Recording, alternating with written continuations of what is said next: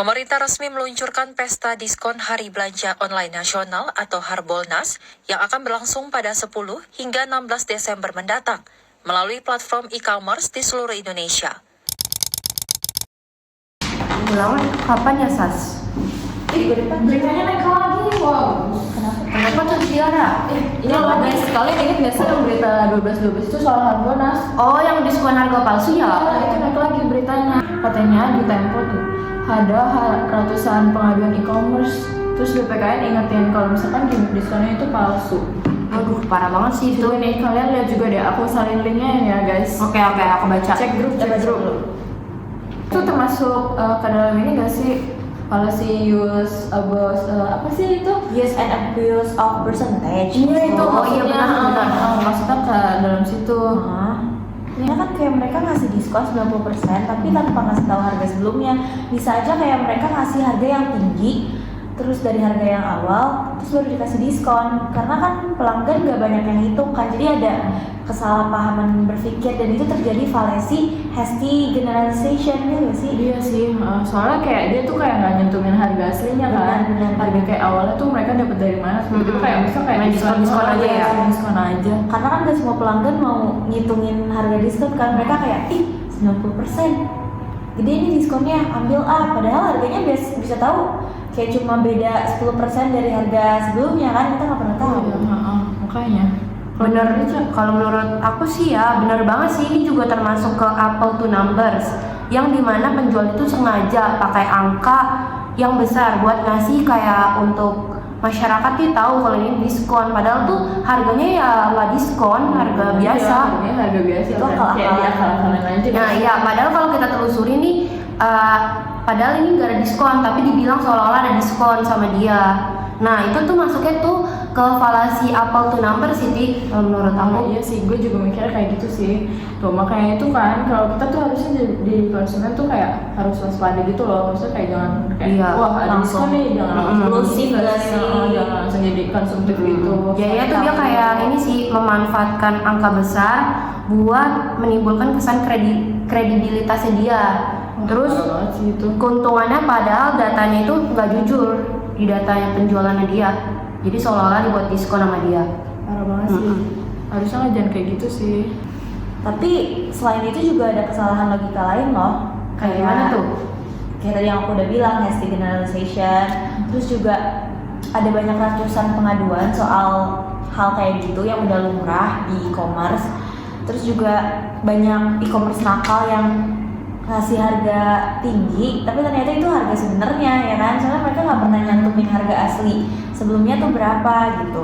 Tapi sebenarnya kayak dia juga bisa tahu kayak maksudnya ternyata tuh si e-commerce ini tuh belum tentu nakal. Jadi kayak berita itu tuh seolah-olah kayak ngesimpulin kalau semisal semua e-commerce tuh nakal, padahal sebenarnya nggak juga tahu. Soalnya kayak misalkan kayak langganan beli di mana gitu. Nah itu ternyata dia kayak nggak ngasih harga nakal gitu.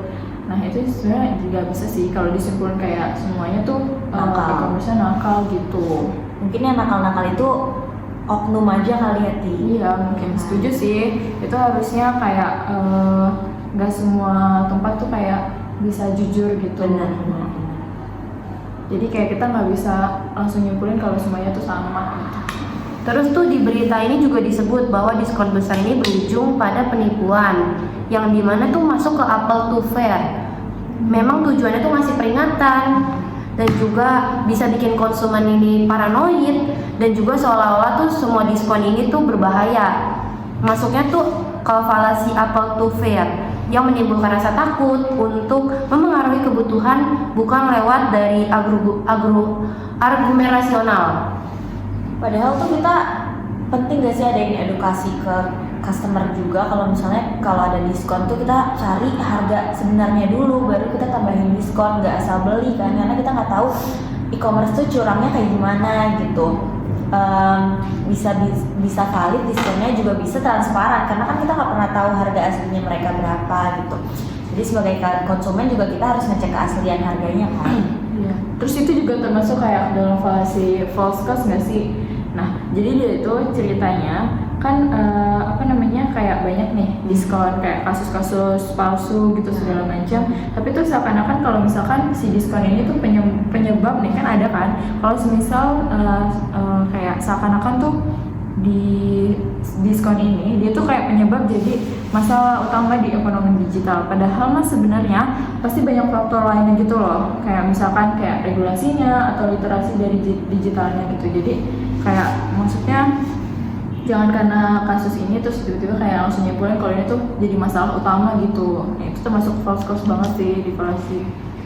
Iya sih, bener banget tuh Ti yang udah kamu jelasin. Seakan-akan tuh diskon ini tuh palsu. Itu akar dari masalah atau problem masalahnya. Padahal dia tuh cuma satu dari sekian isu yang harus diberesin. Iya sih, harusnya kita juga sebagai customer tuh juga nggak bisa menelan mentah-mentah informasi yang ada gak sih. Harus kita milah-milih dulu yang mana yang benar, mana yang enggak. Karena semua berita kan ada hoax, ada enggaknya kan. Iya. Terus bisa manipulatif, terus bisa fakta juga. Karena angka tuh bisa meyakinkan kita gitu. Jadi aku mau nambahin juga nih, kalau misal kita udah ngeliat berita kayak gini, intinya tuh jangan cuma lihat di angka bonus atau promonya aja. Kita juga harus cek juga nih histori produk yang dia pasarin itu bener apa enggak, dan juga kita bisa bandingin juga nih sama toko-toko lain, harganya itu sesuai enggak. Dan kalau bisa sih kita review juga.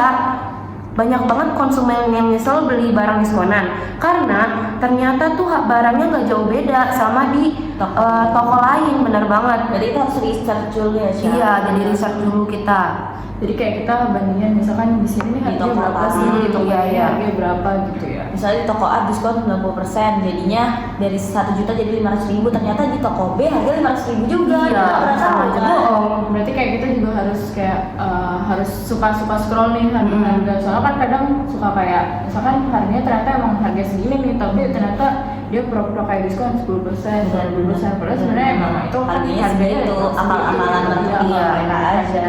sih. Jadi Kesimpulannya apa tuh Sas? Jadi ya udah, kesimpulannya kita nggak bisa nelan mentah-mentah. Dari berita ini juga sih, Benar. kayak misalkan kayak nggak semua Harus juga bisa bedain fakta dan juga mana yang mitos gitu. Memanipulasi kita gitu. Karena sebagai cewek gitu kalau ada diskon gede-gedean pasti kalian Iya. tergiur gak sih, benar-benar impulsif banget kan kita ya, apalagi Gen Z gitu. Oke, mungkin itu aja sih Iya. yang bisa kita bahas tadi ya. Iya. Seru banget sih, Seru banget sih, iya. Oke.